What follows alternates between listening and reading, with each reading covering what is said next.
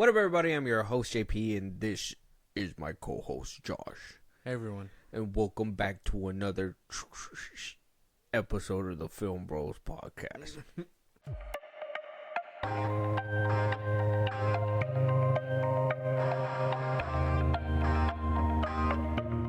That was good, right? That was pretty close. Yeah. Optimus Prime. Yeah. Pretty close. I was going for Primal. I'm down with it. For the most part, that sounded pretty nice. Sick. My Transformer way noise. way better than Chris Hemsworth, I would say. What a fucking spoiler for the episode, man. All right, we'll just let them know what we're reviewing today. What do you mean, man? It's like they can't read the title. No, we are reviewing Transformers 1 2024. For thousands of years, we have been at war. But before, we were enemies. We were like brothers. Yes, so Transformers 1 obviously has been on a roller coaster, right? It came out, made zero noise, and then out of nowhere, we had some random dude on Twitter just rallying for a Transformers weekend. And though he rallied, it really didn't do much, you know. No. It did end his theater run at the time of recording, so on a budget of $75 million, the movie made back about 59 million. Worldwide, it got 128 million, right? So on a budget of 75 million, made about 128 million worldwide. Not too bad. Like a $59 million coup. Quite literally, through $100 for advertisement, and everything else can go put into a sequel, potentially. But I don't know. No, they made zero money back. This movie flopped harder than a stack of than a stack of pancakes at your local IHOP. Whoa. We're not sponsored. Zero. Yeah, no, great. cut to the end. But just the international, right? That'd be cool. But no, imagine that it made zero back. Really? It made nothing. If anything, they lost money. Sounds about right. It made 59. Like what it made in the box office, like Barely covered it. it was like 59 million. It had a $75 million budget, so it lost like about like a good 15 million. Oh, damn. All right then. Yeah, so that'll play into a big role of what we're going to Yeah. talk about towards the end of this episode. Okay. After we give our review and talk about the movie, and other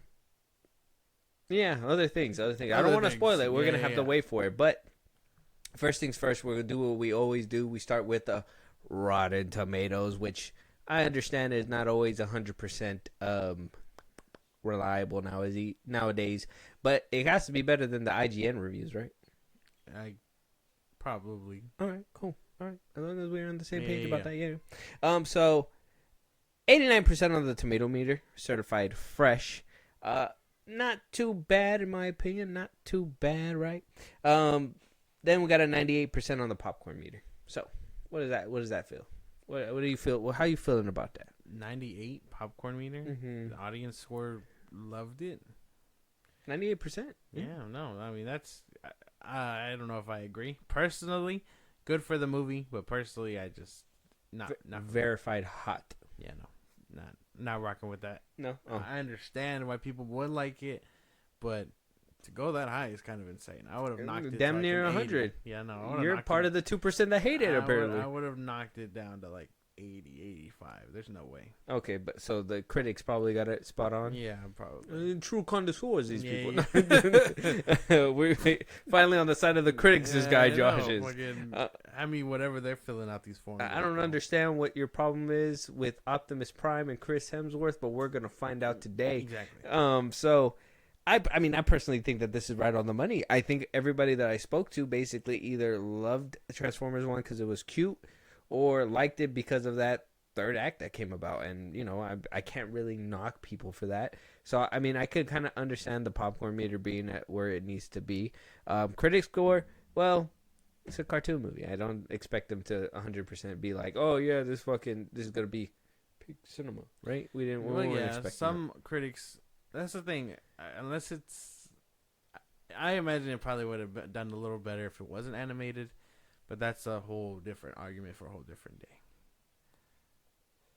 Well, if the people that say that they hated Michael Bay's vision would go and show up to these damn movies after Michael Bay's vision is over. Talking to you, Josh.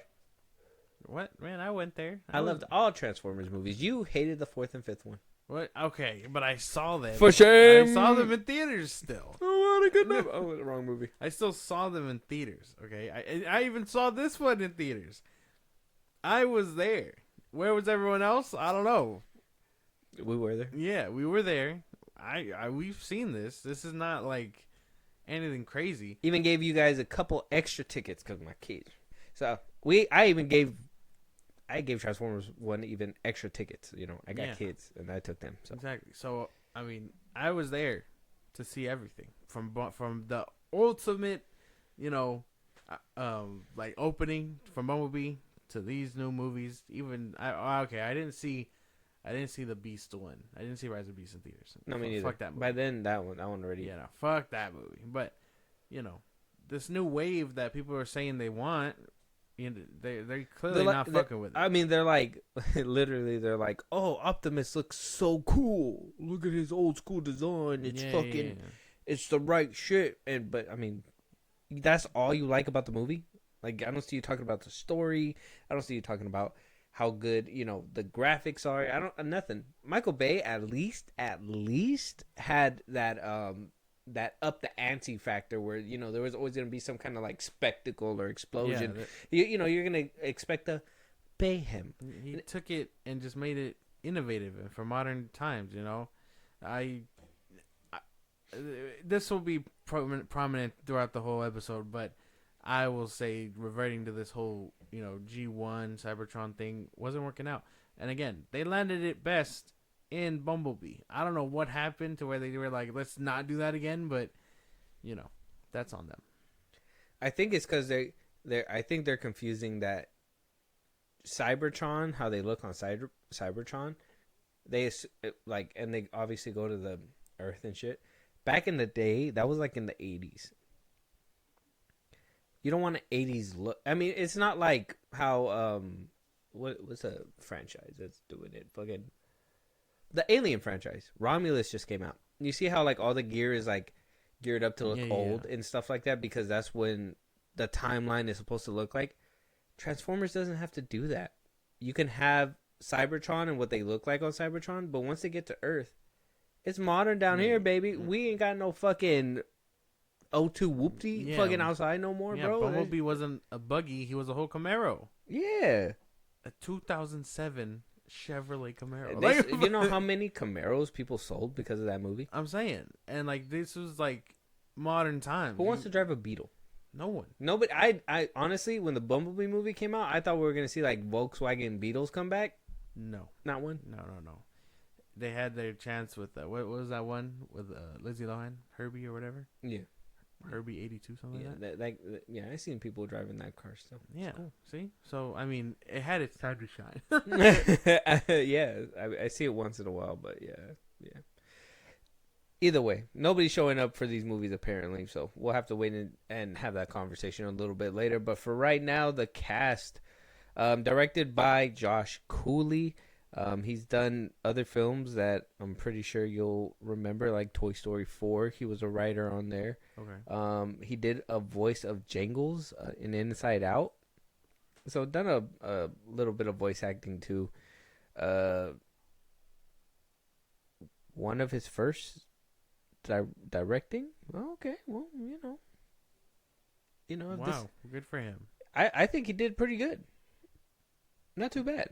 Good job, dude. Yeah. Good job. Okay, yeah. Yeah. Chris Hemsworth plays Orion Pax, or Optimus Prime, if you want to call him that. Mm-hmm. Brian Tyree Henry, D16, or Megatron. Right.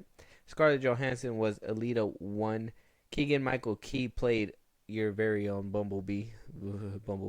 Starscream was played by Steve Buscemi, which, you could tell, fucking amazing. Love that dude. Every Yeah, single yeah. time I hear him, I just think of Grown Ups when he's hanging upside down. Oh, He's yeah, like, yeah. I'm an animal. animal. I'm an animal. I fucking yeah. Every He's single like, time. hey, Wiley, was the field goal good? He's like, ha, never heard that one. Alpha Trion is Lawrence Fishburne. Sentinel Prime was John Hamm. So on and so forth. We got a pretty good cast. A lot of good, voice actors on here. Couple standouts, right? I think he got his praises all over the internet. I really didn't understand until I watched it myself, but Brian Tyree Henry really did kill it as Megatron. I'm saying. I can't even lie. Yeah. If we're doing it now, Yeah, characters. Best praise goes to him. His Megatron was great. I won't lie. Him, I like John Hamm's Sentinel. I even liked Scarlett Johansson's what was her name? Alita, because she's not RC. I liked mostly this whole cast. Only ones I found a bit insufferable: Bumblebee and Optimus Prime, which is I never thought I'd see the day that I'd be so like annoyed with these voice actors. But this was my gripe when they first announced that they were doing this thing where they can't get real voice actors and they want to try and use actors for this kind of thing. And I mean, yeah, in the best case you get something like Megatron and but then you get the worst of the worst with, in my opinion, Chris Hemsworth. Oh, why do you have to do this, dude? I wait and I hope that you say something nice and positive, or even shit on the appropriate people. What did Chris Hemsworth do to you, sir?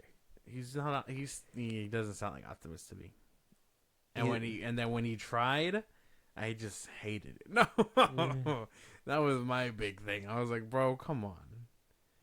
Like, I know people were like, oh, well, he had Steve's help or whatever, because that's the original Optimus Prime voice actor's name. And I was like, that's cool. I think he copied his cadence very well. A for effort, but I still didn't like that he attempted it. He did good. I don't think so. He did decent. And then, again, Bumblebee. I just hated that he talked so much. All his jokes felt like annoying to me. It was funny. Keegan. He had a few funny lines. A-Tron? Yeah, no, he had a few funny lines, and then eventually I got tired of him. It's overstayed his welcome, which I was fearful. Yeah, which I was fearful was gonna happen, and then it happened. Damn you, MCU. But I would say those are my big gripes when it comes to characters, because I liked everyone else. Sentinel Prime. John Hamm killed it. I'm saying I like John Hamm. You weren't saying. I said it. I said that. No, I said I liked everyone. Oh. I even gave John Hamm his props after talking about D16. You don't even listen to what I'm talking about over here. Yeah, I am. But I like John Hamm in general. I think he's a good actor and stuff. But the one that really rubbed you the wrong way was these two, Optimus, Keegan, and Hemsworth. Yes to everything you said. Hemsworth, I like that he tried, and I will say it's a little unsettling because he did copy the cadence to the point where like it was there, but it was it seemed like it was too fast. Like your voice doesn't change, and like you know what I mean. But he did come back from the whole thing, whatever. So you know what I mean.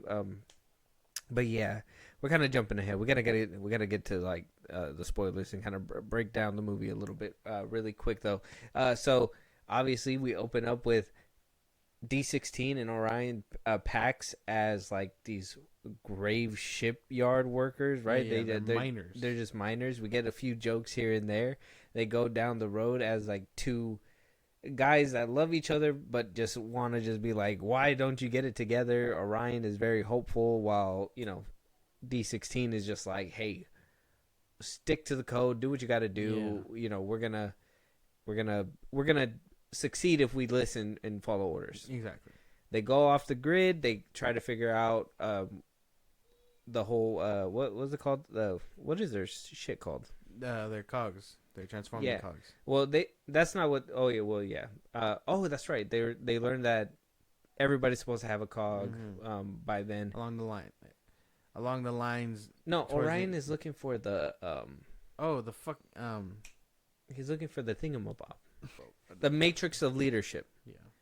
He was looking for the matrix of leadership. That's what he was searching for.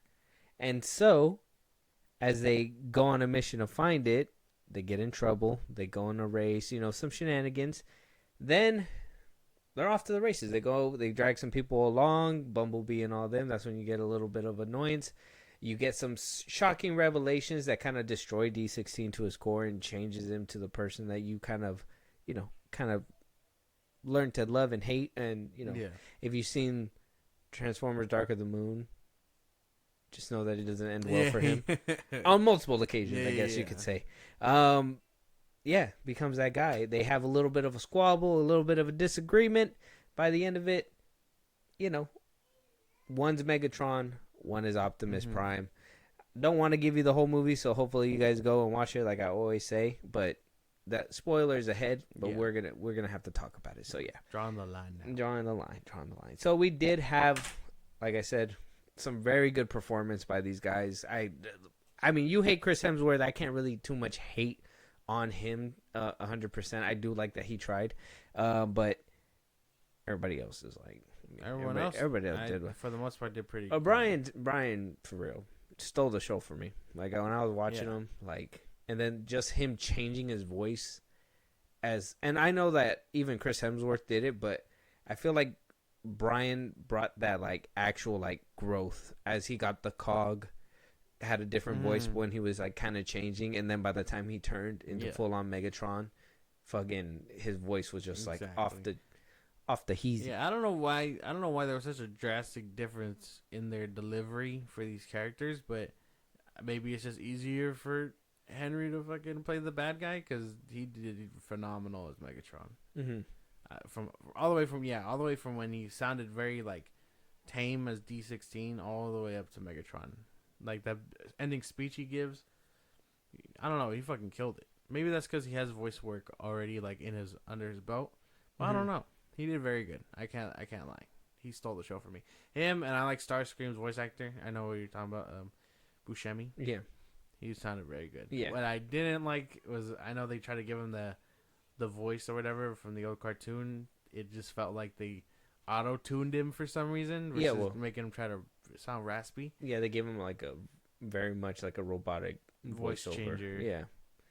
Other than that, like I said, everyone for the most part, voice acting wise, killed it. Anybody else you want to shit on, Jar? How much time do we have? No, we're not even going to talk about the movie anymore. James Gunn is not a producer on this movie. Anyways, we don't even have time to moving on. But I think that, at least for me, I think everybody did pretty well. I really didn't have an issue. I do hear the things that you're talking about, but I actually enjoyed that. I was very robotic of him, and I thought it worked. Chris Hemsworth landing was kind of rocky for sure, but I don't think it was a big topple like how you're kind of sitting there trying to describe it. But that's fine. Moving on. Yeah. World building wise, what do we think about that in this film? I mean, it was Cybertron. I think this was actually the first time we've seen Cybertron, and actually was on it for the whole movie. Yeah. For the most part, I did like the world building. I like that there's probably a potential for a sequel out there, maybe. But then it was also Icon and all that stuff felt pretty interesting to see. I did like the way the city looked. The whole planet looked very cool. I like the way the surface looked, and all the way down to basically to where the mines were, where they worked in the beginning. The whole movie looked pretty solid, and laid the foundation for what potentially could be a decent sequel, hopefully, if they learn from their mistakes. Which, I mean, this movie didn't really do much, so maybe that's not going to happen either. But, for the most part, world building wise, I was rocking with it for just about everything. Because even up when they get to where they need to be, Megatron and Optimus and stuff, the story afterward, So it's, I mean, if this is supposed to be a new continuity or a new retelling, there's room to continue to tell these stories. Yeah, Paramount's been I don't know. They've been locked in their own web of like continuity. Fucking going to Bumblebee, being like, "This is gonna be new," but then he turns into the Corvette that he does, or not the Corvette, but the Camaro that he turns into. By the time Sam finds him in the first Transformers, Yeah. Like, okay, so are you guys getting off Michael Bay's tit? Are you guys like scared too? Like, what are you guys gonna do? You know what I mean? We don't want it for the tin anymore. Put it in a bottle. Yeah, exactly. And then they go and announce that he's gonna be producing the next films. Yeah. So it's like, oh well, do you need him or you don't need him? You need him or you don't need him? Apparently, there was a point in time where money was being made from these movies. So world building was pretty good though. I enjoyed it. I liked everything about it. Cybertron. Unfortunately, I did not like that they introduced like this other species. Then basically Quintessians or whatever. Yeah, where they Quintessons. The Quintessons, where they're like this big threat and hustling, Cybertron for basically Energon and all that stuff, and they just basically didn't play a role throughout the movie at all. After that, they were just like, "Oh, okay, well." And I mean, get us our shit, and basically then they show up. They're just like, "No what? There's no shit to be given." I didn't know that they were just gonna diss us like this. Damn, they really did what they got to do to them. Oh shit! Fuck, pack it up, guys. Let's go back. Which I thought was a little weird too, but I mean, it all becomes I guess since the movie wasn't too much about them, maybe they were meant to be set up for another movie or something. But they were clearly not the main focus. But I would have liked a little bit more context on what they are, or who they were. Like, are they supposed to be another form of Transformer? Like, I didn't understand it because they looked like bugs for some reason. Yeah. I didn't get it. And they were punking them for Cybertron. Yeah, I didn't understand. Or for Energon. Yeah, I didn't understand that. Which the planet was dying, quote unquote dying, without the matrix of leadership. Mm-hmm. I don't know. I do agree with you there. I totally forgot that they were a part of the movie. Were part of the movie. Yeah, there's a good chunk in the movie where they show up. And they're supposed to be afraid of them, and it's like, well, why are we afraid? Yeah, they literally were the reasons why all the primes died. Yeah. But then they also died in the Bayverse on Earth, like in Revenge of the Fallen. Like, were the primes fighting them all along? Is that what was happening? Like, they were just having a long-lasting battle, keeping their citizens safe, and then it was like a Cold War. Anything? Yeah, it was like a Cold War where like they were on their own, and then Sentinel basically teamed up with them to overthrow. Yeah. But then they were just useless after the fact. Basically, yeah. So interesting. Very interesting. Maybe it could have been for a sequel. Who knows? Yeah. Who knows? But I think that's the only aspect of the world building that I didn't really like. No, I was like, why introduce them anyways? Yeah. It felt like it was just like a weird way to show that Sentinel was bad, but didn't really follow through. They're like, oh yeah, he's bad, but he's also a punk bitch, basically. Yeah, because he was getting punked by them too. Yeah, so. He was capable of doing these things, and running shit the way he was, but he's able to get punked out like that. Mm-hmm. False prophets, people, false prophets. No. You heard that new Kendrick album? No, I'm playing. So, yeah, that's just my gripe when it comes to the world building. But other than that, it was pretty good. But honestly, this film, the animation and everything, crisp, great. I liked it. I loved it all. I had no issues with it, animation wise. You didn't like it? You didn't like it? You didn't like it. You're paused. No. Well, I want to articulate it a bit before I start, shitting on it. You're shit. Before you just start dropping bombs. Yeah. So you want to do like a flip in the air? The animation was nice. I like 3D animation for Transformers and stuff. I had a problem with the designs. Like they very much look like toys. Yeah. Like how they. Okay. We've owned Transformers before. Yeah, what do you call it? Their limbs pop out. They have that little ball that attaches to the socket. They look like that. They look like if you pop it out, you're not losing anything. You're losing the little socket and the ball. They look too much like toys. Versus like if you look back at the Bayverse Transformers or back at Bumblebee, they look like their arms are actually attached, and there's not like this weird like. There's like gap. Stuff, restricting it and all that stuff, like an actual cybernetic arm, Which I mean, I understand they were trying to go based off the toy look, I guess. Sell more toys. But it just looked funny because even in the old Transformers movies and cartoons, they don't look like this. You know? Yeah, I see what you're saying. I didn't think about it like that, but I see what you're saying. Yeah, they do have more like of a toy look. But that, yeah, it makes sense. They're going for that classic look, but also they want to be able to sell toys. So Shockwave and Soundwave were pretty cool in this movie too. Yeah, but they do look like toys. They all do. See? They do look like they have the little ball right there. Yeah, it's off-putting when you notice it, and I noticed it out kind of quickly. So, damn, you held information from me. I thought this was like an across the board thing. I didn't notice it. No, I just thought they were going for that old like Cybertronian look. Like how the old TV shows look. Well, no, because that's because I didn't even like how bulky they were. Like I hate that shit. But that's just, I mean, I just assumed that was just the look because that's how they looked before. Yeah.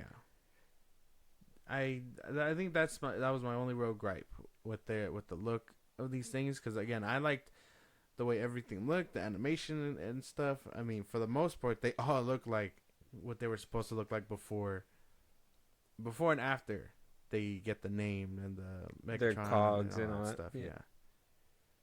Yeah, I really do like the evolution part of it. I like how they look without the cogs, with the cogs, and then when he actually turns into Optimus Prime. The primes and stuff, yeah. Yeah.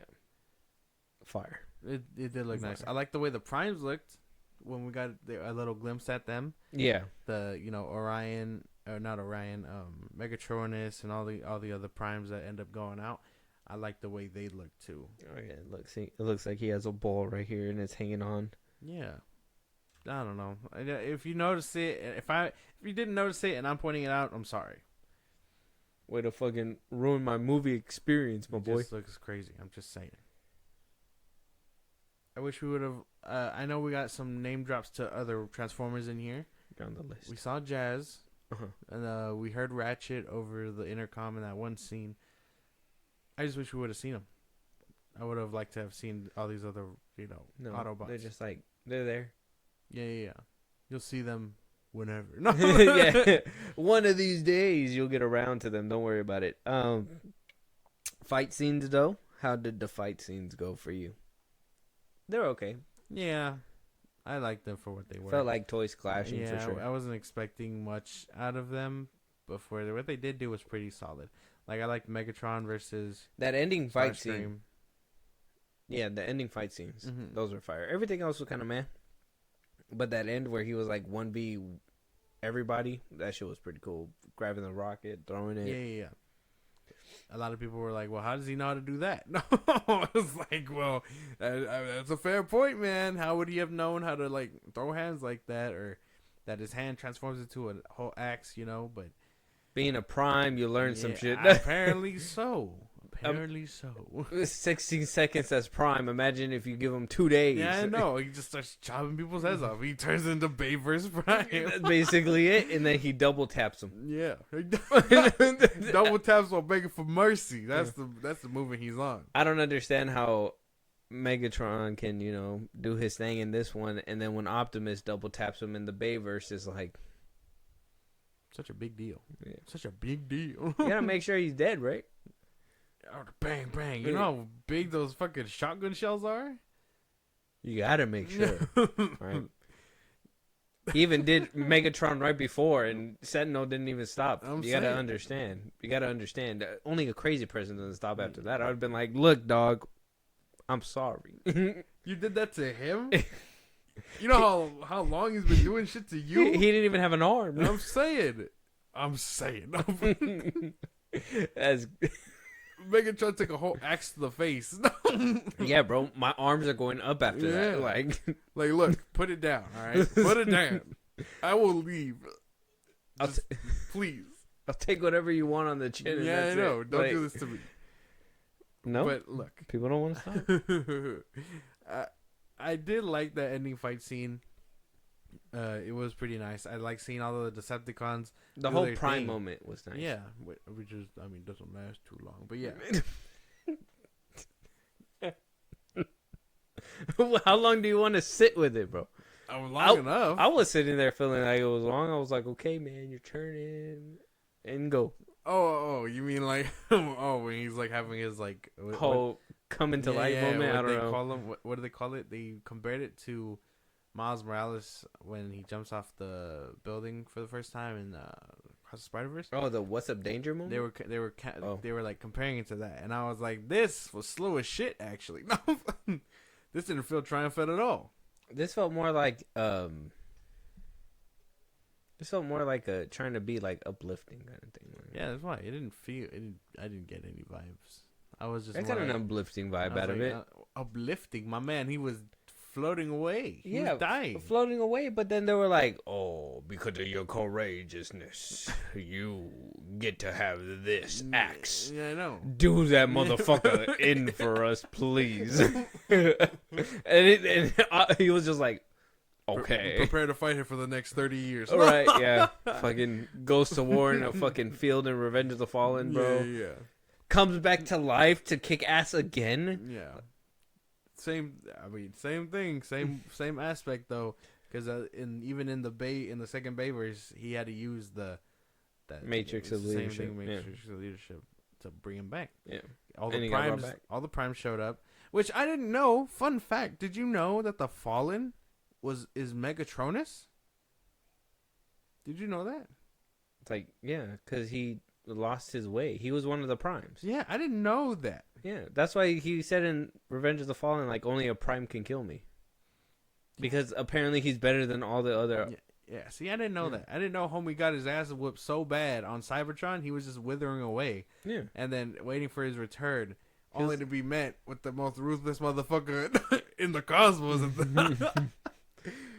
You're like, oh shit, he's dead. Let's go. Yeah. But he's still alive. No, like so much stories to be told. So much story. But they opt to go G.I. Joe versus Transformers, which is, I mean, toys clashing. You know, yeah. Well, we already got toys clashing. I'm good. Well, toys clashing times 2, because now it's G.I. Joes and Transformers.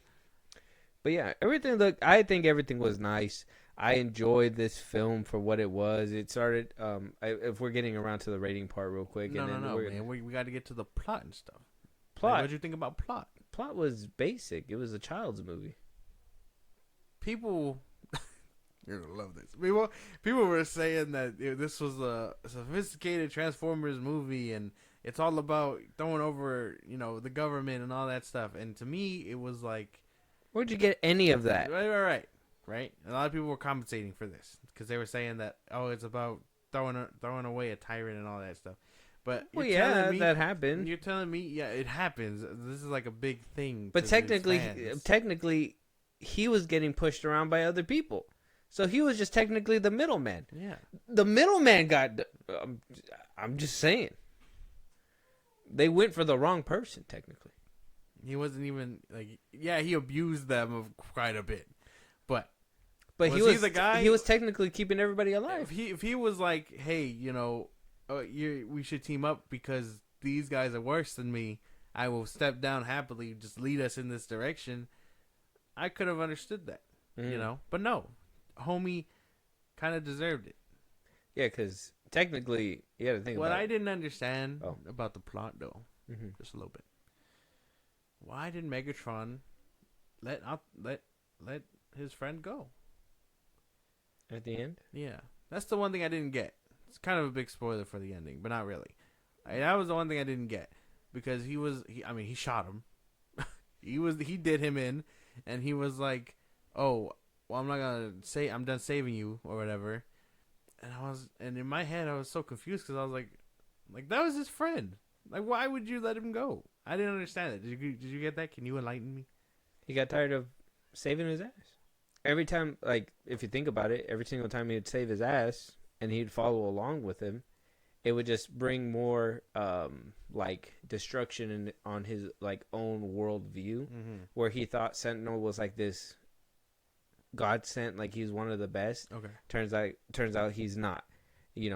Next thing you know, you go from thinking that you're just this worker bot to learning that you could have been so much more, but you were robbed from that. That makes somebody angry. It's like, well, not only am I learning all this, but they really fucked me up thinking about it. And you know, anybody who's, you know, mentally not ready to take that is probably going to take it kind of hard. So like their whole worldview is crushing down around them, while this person that is, you know, you're going on the basically on the trip with, is getting in trouble. He's having to save him, all that stuff, and he's like, I'm down for you, but what about me? Look at all the shit that I'm learning, and you still want to keep going. Yeah. I understand his fall, but I'm just like, that was basic stuff. Oh, okay.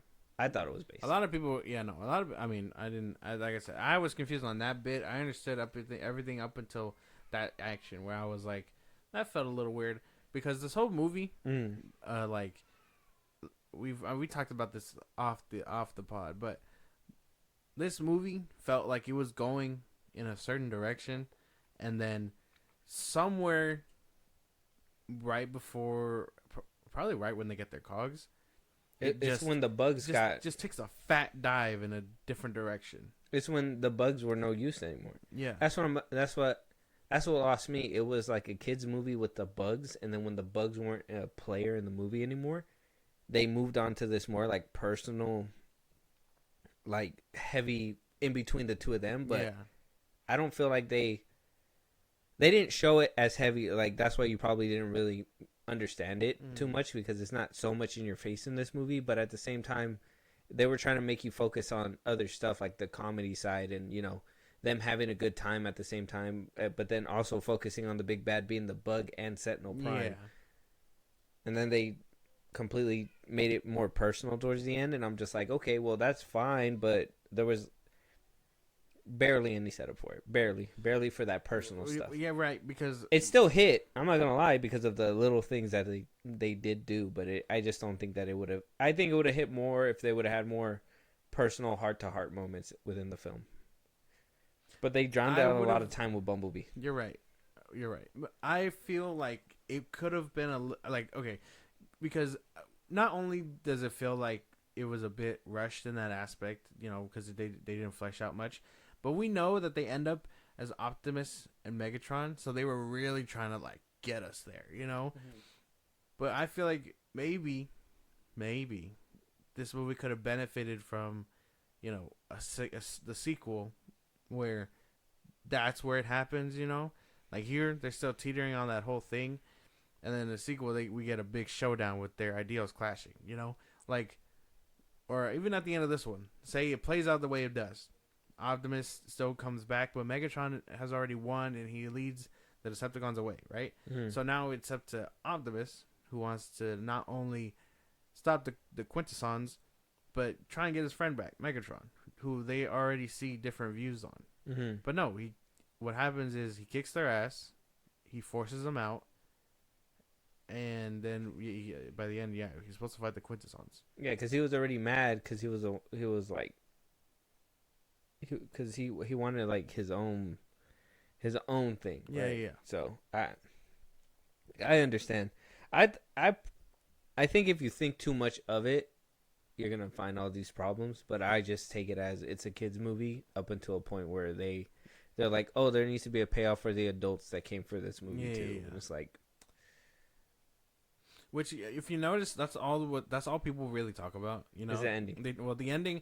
They talk about the ending, and they talk about the scene where he's like, "I want to drag him through the streets" or whatever. Mm-hmm. They talk about these two scenes. They don't talk about anything else going on in the movie.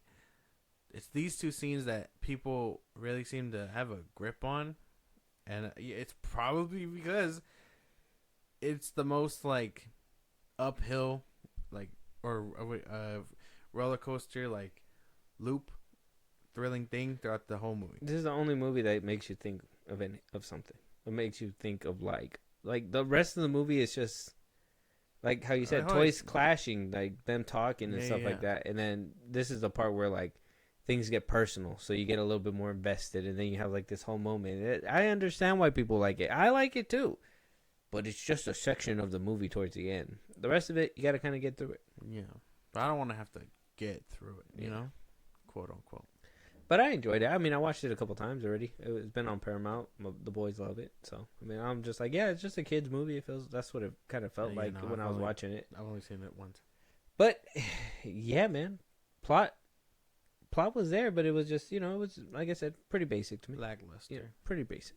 But with that, I mean, you want to kind of summarize your point or summarize your view of this film and then give us your rating, 10 being the best, 1 being the worst, 5 being in the middle. I can acknowledge that this movie isn't for me, Like yeah, it's a kids movie. But then you add in the adult stuff and you're like, "Well, that's a little interesting. I wish we would have had more of this, cuz if we had more of the quote unquote adult stuff, it probably would have hit my radar a lot harder, Mm-hmm. But I think this movie just isn't for me, and I can understand that people do like it, I'm not going to take that away from them. I'm not going to call them childish or anything like that. It's just not for me. This isn't the Transformers story that I'm invested in. I do like Transformers. I would have seen this on streaming if we hadn't gone. I got to give this one like a 5 out of 10. I don't think I'm coming back to it. A 5? Yeah. Is it because of Chris Hemsworth? No. Does he knock it down? Actually, no. Everyone else kind of lifts it up, if I'm being for real. Like, I'd watch it again just for the voice acting alone, because I think everyone kind of does their thing here. And that final act. The final act. Yeah, the final act got to be watched for sure. But there's just it's even like then said, too. But the Starscream doesn't even show up until the third act too. That's why. And like you said, like it's getting through it, and I don't want to have to get through a movie to get to the cool the good stuff. Yeah, you can watch it on YouTube. That's true. You're right. There you go. Holy shit. No. Click. So with that being said, though, I mean, a 5 then, middle ground. What do you think? All right. So I think, like I told you, I think it's a Transformers movie, right? I do feel like it feels like more of the older version as I used to watch as a kid. So I really enjoyed the fact that they modernized it for, the young audience today as well. The voice acting was top tier. They didn't have to go that hard, but Chris Hemsworth too. Even though I feel like you don't like him, I do like the lengths that he went to even try to emulate what the original voice actor does. Okay. But yeah, Megatron definitely takes the cake. John Hamm too. He takes the cake in this movie too. I think him playing Sentinel Prime, very much well done. Other than that, everything else was pretty much basic. That third act was great. Mm-hmm. Keegan-Michael Peele, I like him. I don't know how many times I could watch this movie before he gets annoying, but the first time I didn't get annoyed. I think I watched the movie a total of 3 times. First time I didn't get annoyed. Second time, cool. Third time, I still didn't really get too much bothered. I think when he does that badass-atron is the thing that gets on my nerves a little bit, but doesn't get out of my head. Fuck, it's a curse. Anyways, I do think that at the end of the day, they downgraded. I feel like these movies downgraded 100%. I wish Transformers would have been cool like it used to be, but they did try, and I do give it its credit. A good little 7 out of 10. I give it a 7. Okay, slightly above average. Yeah, just a little bit. That ending, I think they really did a masterful job. The way that they made, like, the atmosphere, Cybertron, the animation is really cool. I didn't have an issue with it, and I'm picky with animation, so I really didn't have an issue with it. I enjoyed it, but yeah, let us know your guys' thoughts and what you guys think about Transformers 1. We want to know what you think. Make sure you check out the film, and if you didn't, you decided to listen to us before tuning into that. Good on you. Yeah, thank you. Good on you. But now go see the movie so you know what the fuck we're talking about. Yeah. But before we close this out, I wanted to talk to you. Remember, in the beginning of this episode, I did say we were going to have something to talk about. Mm-hmm. Before we do, though, make sure you guys hit notification bells. Make sure you like the episode wherever you guys are listening, and, interact with us. But, yes, we're going to go ahead and talk about it. Like I told Josh, I don't think a lot of people have been talking about this. I don't think it's really hit a lot of people's radar. And unfortunately, it plays a big part in whether or not this film's getting a sequel, whether or not that Transformers v G.I. Joe is even going to get greenlit anymore. Okay. We have an issue. Shit has hit the fan. Let me tell you something. Hasbro is pulling out They are pulling out. They say, we are done. DONE. We are out of the movie game. They are refusing to finance any more of the Hasbro brand movies because of the failures that did happen in the recent years. Obviously, Dungeons and Dragons: Honor Amongst Thieves is one of them. That one didn't really do too well in the box office. This Transformers 1 not being successful. Rise of the Beasts not being successful. Hasbro has not been having any luck when it comes down to these films. Paramount, some argue the Michael Bay films were not what people were expecting when Transformers came out. I tell you, they were the money-making machines that they needed to be. Yeah. Other people don't think so. Other people are like, no, I wanted my Transformers movie, my Transformers. I get it. I understand. Fine. Then we move on to a different direction. Paramount says, okay, we're going to listen to the fans. One does well. The rest of them kind of flunk, right? And here we are now to another flunking movie. Other movies that really didn't have nothing to do with it, but Honor Amongst Thieves is also a Hasbro brand, so also a flop. If you want to go even sooner than that, Battleship flopped too. Hasbro and Paramount. Shame. Yeah. That is shocking. That is unfortunate. I hope this isn't the case forever. I hope they're capable of bouncing back. They just got to get people that know what they're doing. And I do believe Michael Bay was the money-making machine behind this motherfucking. He cracked the code. He didn't. Not only did he give us, cool stuff with the Transformers movies, but again, they were innovative. They were modern for the times. He did cool shit visually and story-wise. I hope this doesn't last forever. That's the best way I can put it. Any chances that Paramount fronts the bill and just says, fuck it, we're making G.I. Joe and Transformers anyways? I could probably see that happening.